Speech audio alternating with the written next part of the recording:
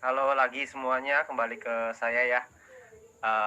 Tadi hasil bincang-bincang santai dengan Mr. Jack, saya berusaha sesantai mungkin supaya teman-teman semua dapat informasi, supaya kita semua bisa mendapatkan yang paling valid, supaya kita semua bisa dapat yang paling benar. Kenapa begitu? Karena belakangan ini saya ngelihat memang informasi-informasi ini udah kayak apa ya? Udah kayak banjir gitu. Informasinya tuh banjir di mana-mana. Wah, macem-macem informasinya tuh.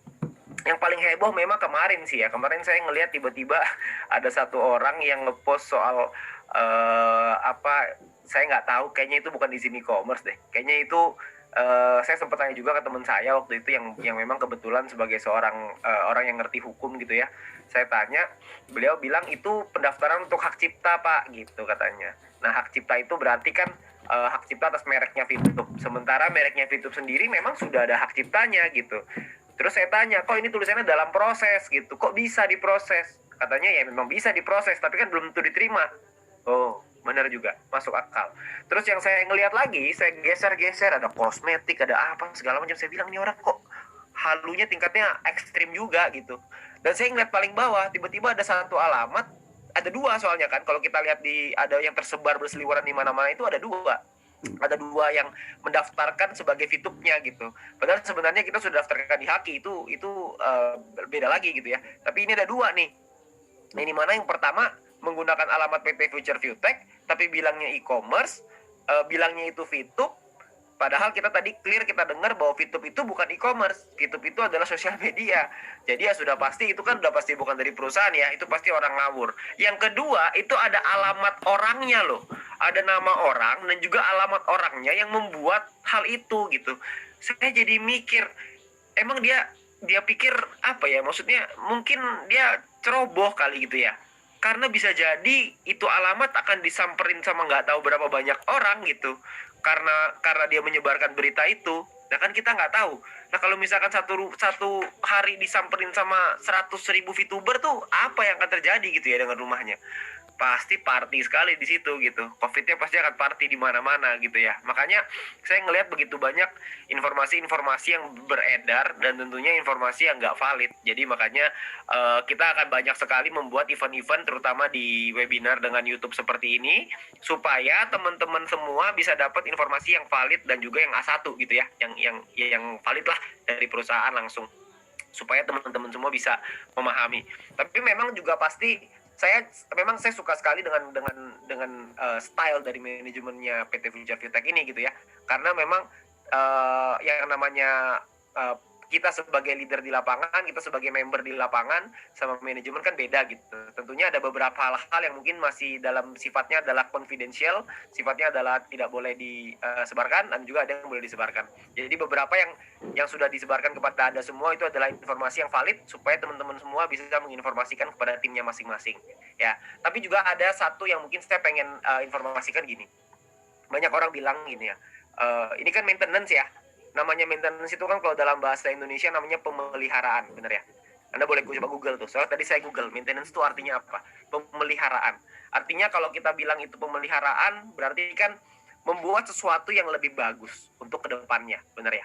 Tapi juga banyak yang saya bingung gini, sudah dibilang bahwa ini maintenance pemeliharaan untuk yang lebih bagus ke depan, tapi juga banyak yang khawatir. Nah yang khawatir siapa? Yang khawatir itu rasa-rasanya sih mungkin itu haters-hatersnya mungkin ya. Saya nggak tahu sih. Tapi mungkin itu yang khawatir. Karena kalau buat saya secara pribadi dan mungkin beberapa teman-teman leader yang lain, kita semalam itu lega luar biasa. Ya lega banget. Bahwa memang kita tinggal nunggu, oh tinggal sedikit lagi ini selesai gitu. Jadi kita tinggal berjuang, kita bertahan. Ya. Nah, saya selalu memupuk di dalam diri saya gitu ya, bahwa ada satu kalimat yang memang saya pegang terus gitu ya. Intinya adalah be strong because things will get better. It might be stormy now but it can rain forever. Jadilah lebih kuat karena mungkin sekarang dan segala sesuatu akan jadi gini. Jadilah kuat karena segala sesuatu akan jadi lebih baik. Sekarang mungkin lagi ada sedikit badai, sedikit hujan, tapi tenang aja, hujan itu nggak bisa selama-lamanya.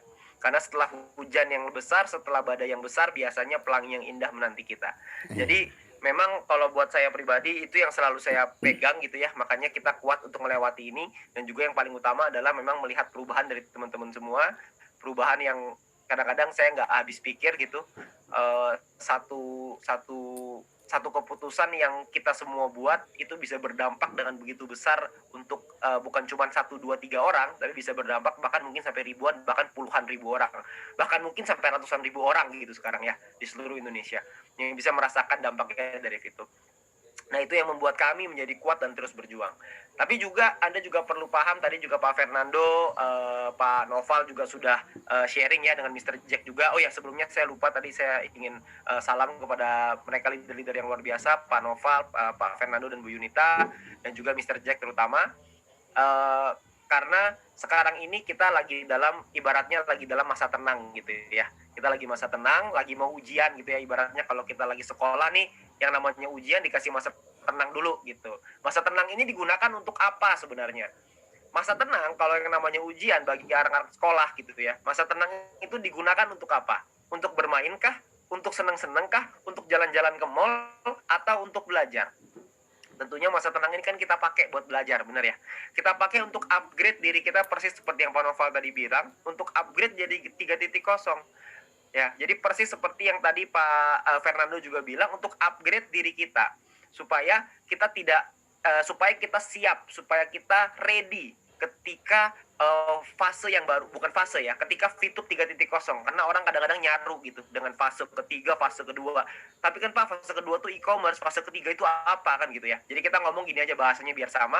VTube-nya nih VTube 3.0. Fasenya memang masih fase pertama nih, karena VTube itu kan fase 1 ya. Tapi kan ada fase kedua yaitu e-commerce yang nantinya akan diceritakan lagi oleh Mr. Jack. Tapi pada prinsipnya adalah fase pertama ini sudah upgrade 3 kali. Dari yang VTube 1.0, 2.0, sekarang udah mau 3.0. Dalam waktu kurang dari setahun, udah bayangin ya. Jadi perubahan upgrade itu. Dengan upgrade-nya si aplikasi, sayangnya banyak sekali juga jadi ibaratnya teknologi itu berkembang dengan sangat cepat, tapi masalahnya terkadang kitanya nih nggak cepat dalam beradaptasi gitu. Kitanya ini nggak cepat dalam menyesuaikan diri, dalam upgrade kapasitas kita supaya kita bisa jadi pemimpin yang lebih baik, supaya kita bisa berkontribusi lebih baik, bukan hanya untuk tim kita, tapi juga untuk secara society secara keseluruhan gitu. Jadi memang kita perlu melakukan upgrade diri itu gitu. Makanya saya ingin mengajak dan menghimbau teman-teman semua untuk ayo kita di masa tenang ini kita sama-sama belajar, kita sama-sama sharing kepada tim-tim kita bangun komunikasi yang lebih intens, kita pakai waktu ini untuk membangun hubungannya, untuk membangun hubungan yang lebih kuat dan lebih erat. Karena memang kita kehilangan pekerjaan utama kita, yaitu gini-gini ya.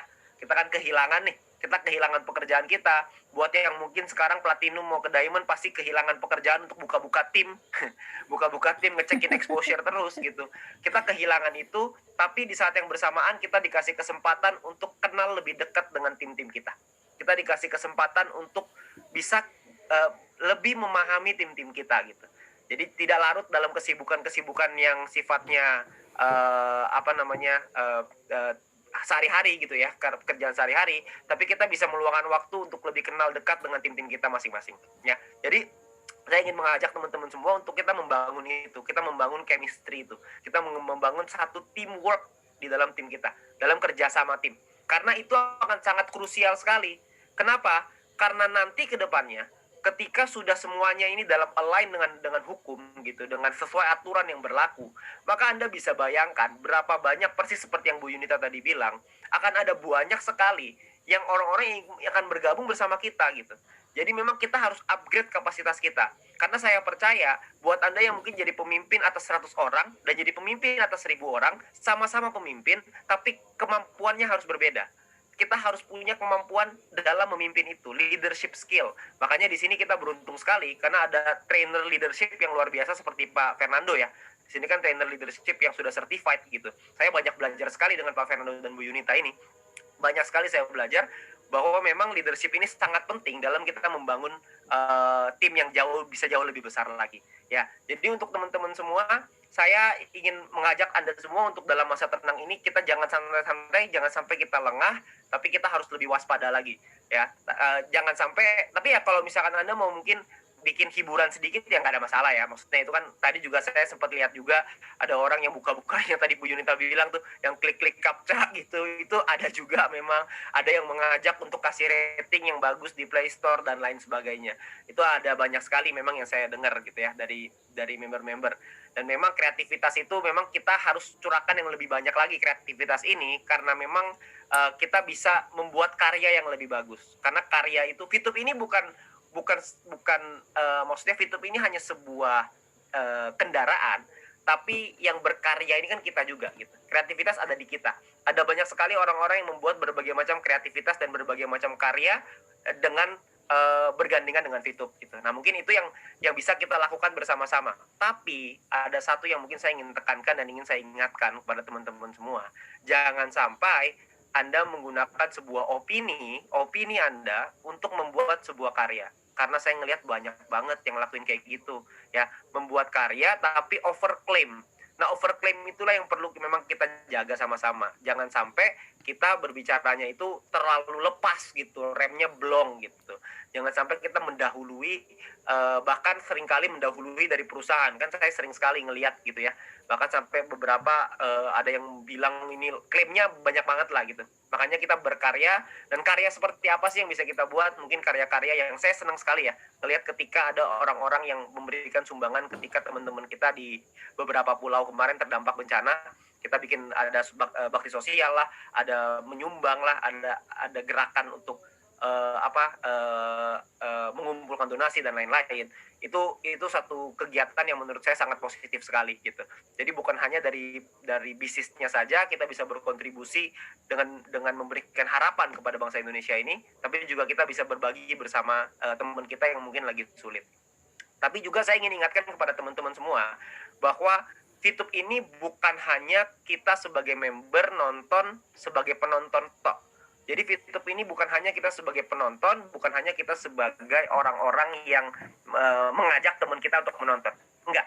Tapi VTube ini bisa dijadikan sebuah kendaraan untuk orang-orang yang mau beriklan. Jadi buat teman-teman yang merupakan seorang pengusaha gitu atau mungkin UMKM dan bingung mau jualan produknya di mana, mau sell produknya di mana gitu ya. Anda punya tempat, Anda punya alat yang begitu dahsyat yang namanya VTube yang bisa Anda gunakan untuk Anda beriklan di sana. Anda harus tahu hasil iklannya itu luar biasa. Omsetnya itu ada yang naik 200%, 300%. Itu banyak di mana-mana. Dan kabar baiknya adalah Anda bisa beriklan dengan menggunakan VP. Anda bisa beriklan dengan menggunakan VP sehingga produk Anda itu bisa dilihat oleh banyak orang dan produk Anda bisa dipasarkan dengan lebih baik. Ya. Nah, saya juga kemarin sempat buat satu acara kemarin di Zoom, mungkin beberapa nggak bisa masuk. Itu ada loh orang yang sampai jualan kue lapis. Mungkin teman-teman ada yang nonton, mungkin ada juga nih yang beli. Itu omsetnya naik 3 kali lipat loh ketika beriklan di VTube. Tapi mungkin ada yang diantara Anda yang mikir, wah iklan di VTube mahal Pak. Enggak, iklan di VTube itu satu kali tayang cuma 30 perak. 30 perak itu kan murah ya. Anda bayangkan kalau 30 perak ada yang nonton 100.000 orang misalkan. Itu berarti 3 juta kira-kira ya. Yang iklan yang kita keluarkan tuh 3 juta. 300.000 orang yang menonton. Kita nggak usah ambil angka gede-gede lah. Dari 300.000 orang yang menonton, ada 10% aja yang tertarik. Itu 30.000 orang yang tertarik. Dari 30.000 orang, kalau ada 10% lagi yang menghubungi Anda, artinya ada 3.000 orang yang menghubungi Anda. Kalau dari 3.000 orang yang menghubungi Anda, itu kita ambil contoh 10% lagi aja. 300 orang yang membeli produk atau jasa Anda. Nah, kira-kira iklan 3 juta jadi murah atau jadi mahal? Anda hitung sendiri buat Anda yang punya usaha. Jadi kita juga bisa membantu teman-teman kita yang UMKM untuk bisa beriklan di VTube. Supaya apa? Supaya mereka juga merasakan bahwa produk mereka juga bisa laku. Jadi bukan hanya sebagai penonton, tapi juga sebagai pengiklan. Inilah ekosistem yang kita bangun. Ada penontonnya, ada pengiklannya. Kita perusahaan ada banyak iklan-iklan dari internasional dan juga multinational company gitu ya. Dari yang perusahaan-perusahaan besar. Tapi jangan lupa, perusahaan besar itu memang udah kaya gitu, perusahaan-perusahaan itu. Tapi yang kita pengen bantu adalah UMKM. Yang kita pengen bantu adalah supaya teman-teman kita yang UMKM untuk bisa naik bersama-sama. Supaya dengan naiknya UMKM ini, dengan semua UMKM bisa mendapatkan perekonomian yang lebih baik, maka kita berharap bahwa Indonesia ini akan jadi negara yang lebih baik. Karena pada tujuan akhirnya adalah, kan bukan jangan tanyakan apa yang kita bisa berikan kepada negara, tapi jangan tanyakan apa yang negara bisa berikan kepada kita, tapi tanyakan apa yang bisa kita kontribusikan kepada negara ini. Nah, Fitup ini bisa menjadi suatu kendaraan itu. Makanya saya ingin mengajak teman-teman, kalau Anda punya teman-teman yang mungkin punya usaha atau usaha kecil online shop, ada jualan produk atau jualan jasa atau apapun itu, ayo berikan di Fitup. Ya, ayo berikan di Fitup supaya kita bisa dapat omset penghasilan yang berbeda, bukan cuma dari nonton, tapi juga dari ngiklan. Dari kita punya usaha sendiri juga bisa bertumbuh. Ya, supaya ekosistem ini jadi sehat gitu. Nah, itu yang ingin saya ajak supaya lebih banyak lagi. Sekarang ini juga sudah cukup banyak sebenarnya UMKM yang beriklan, dan Anda mungkin sering melihat ada iklan yang berulang-ulang kali. Nah, yang berulang-ulang kali itu apalagi kalau bukan hasilnya bagus gitu. Hasilnya bagus sekali. Banyak orang di luar sana bilang iklan di Fitup itu nggak akan menghasilkan karena penontonnya bayaran. Dia salah. Kenapa? Karena penonton bayaran punya duit buat beli barang. Kan gitu. Penonton yang di luar belum tentu punya duit buat beli barang, tapi kalau di Fitup penonton bayaran ini punya bayaran gitu. Jadi produk dan jasa kita itu bisa lebih dipasarkan dengan lebih baik lagi. Nah, mungkin nanti beberapa hari ke depan juga akan ada sosialisasi soal pengiklan ini supaya teman-teman semua juga bisa membantu bukan hanya dari sisi nontonnya aja, tapi juga dari ngiklannya. Bahkan banyak juga yang nggak sedikit juga ya orang-orang yang beriklan di Fitup dapat manfaatnya, jadi percaya dengan Fitup dan jadi aktif di Fitup. Itu juga banyak sekali ya. Jadi Anda juga bisa bukan cuma dari sisi nontonnya aja, tapi juga dari pengiklannya ya. Jadi teman-teman semua, ada banyak sebenarnya yang bisa kita lakukan ketika lagi masa tenang ini. Dan saya berharap teman-teman semua bisa mendapatkan keyakinan dan kekuatan yang sama seperti kami, leader-leader Anda. Karena kami semua sekarang lagi euforia luar biasa, tapi di satu sisi kami semua juga sedang siap-siapnya gitu, sedang menyiapkan senjata-senjata kita, sedang menyiapkan diri untuk pertempuran yang lebih hebat lagi ke depannya. Karena kami percaya dengan Fitup ini kita bisa membantu bukan cuma diri kita, bukan cuma keluarga kita, tapi juga seluruh rakyat Indonesia. Kita bisa berkontribusi kepada negara. Ya, nah itu yang mungkin ingin saya sampaikan kepada Anda, dan saya ingin terakhir pesan saya untuk Anda adalah Anda harus selalu terus percaya, Anda jangan pernah Anda menyerah, dan Anda harus selalu ingat yang paling sulit adalah yang di awal. Kesulitan itu paling sulit itu di awal aja. Jadi setelah kita sudah bisa melewati semua ini, maka akan ada satu panen raya yang bisa kita rasakan. Setelah kita melewati badai yang begitu berat, maka kita akan melihat pelangi yang begitu indah. Jadi kembali ke teman-teman semua pilihan ada di tangan Anda masing-masing, tapi kami berharap jangan sampai ada satu orang pun yang gugur. Kami berharap teman-teman semua bisa mendapatkan apa yang kami rasakan. Semoga teman-teman semua bisa memberikan yang terbaik untuk keluarga Anda, dan semoga Fitup bisa menjadi jalan buat kita semuanya. Sekian dari saya, selamat malam.